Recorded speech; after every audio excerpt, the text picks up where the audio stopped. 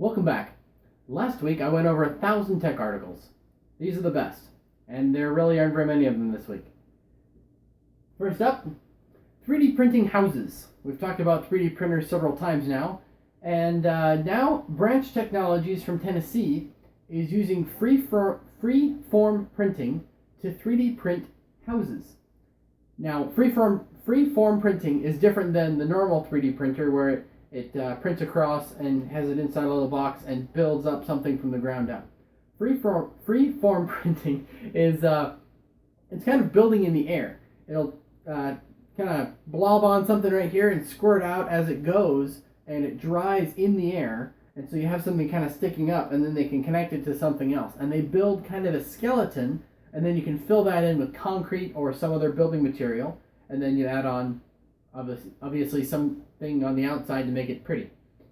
It's pretty cool, and you should definitely take a look at the website and some of the cutaways that they have displayed there. Xiaomi is a company that creates the OnePlus 2 phone. They created the OnePlus 1 phone in 2013, I believe, and now they're coming out with the OnePlus 2. Sounds like kind of an odd phone, but the specs on it make it really awesome, especially for its price. So, it's got a Snapdragon octa-core, 64 gigabytes of storage, 4 gigabytes of RAM. It can shoot 4K video off the rear-facing camera. It takes USB-C, which is the future of USB, and it has swappable covers, including bamboo, Kevlar, rosewood, and several others. They are beautiful, beautiful looking phones, and for under $400. That's just nuts when you compare it with some of the other flagship devices like the Samsung Galaxy phones or some of the new Microsoft phones that have come out, or even the iPhones that claim to be at the top of the race.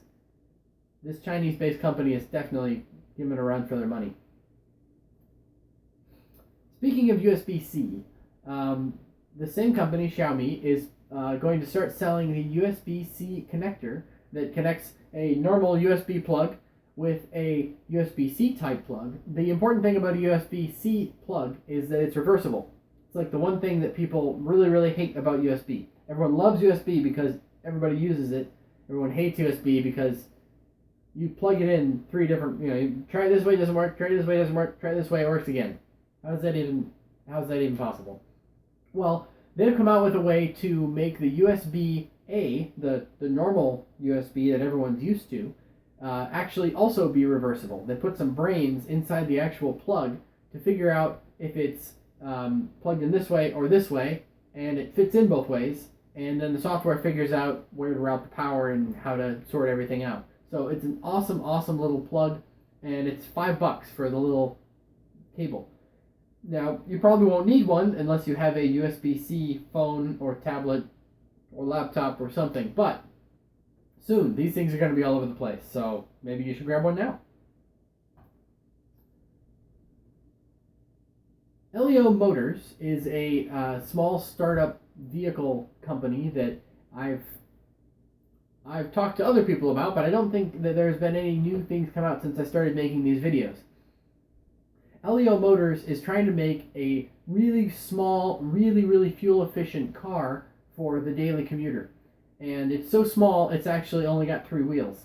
It's got 2 wheels in the front, 1 wheel in the back. It's basically like somebody took a motorcycle and then, put armor around it. It's pretty awesome. So they actually got crowd funds of up to $25 million in order to build this car. It's going to get 84 miles per gallon. 84 miles per gallon. And it's going to be a 3-wheeler, looks like that. And they're planning on mass producing it out of Shreveport, Louisiana in 2016. And they should be just shy of $7,000 new. So I'll take one. They look awesome.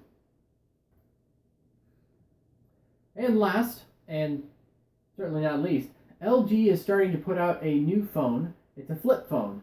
Those old phones where you kind of have to pry it apart and rip it in half, and down here you have a bunch of numbers, and up here you have a screen. Well, they're making one where the top part is an Android-powered Lollipop touchscreen on the top, and then on the bottom you've got all your normal buttons that you would have on an old flip phone. It has a 3.2 touchscreen, quad core, 1 gigabyte of RAM, 4 gigs of storage. It has a micro SD support, so you can put in, however much storage you can fit on one of those. And only $170. Unfortunately, they probably won't actually ship in the U.S. This is happening in China, so, well, if they make it to the U.S., it would be an interesting one. Nostalgia. Well, that's it. News was kind of short this week, so I guess I'll see you next week.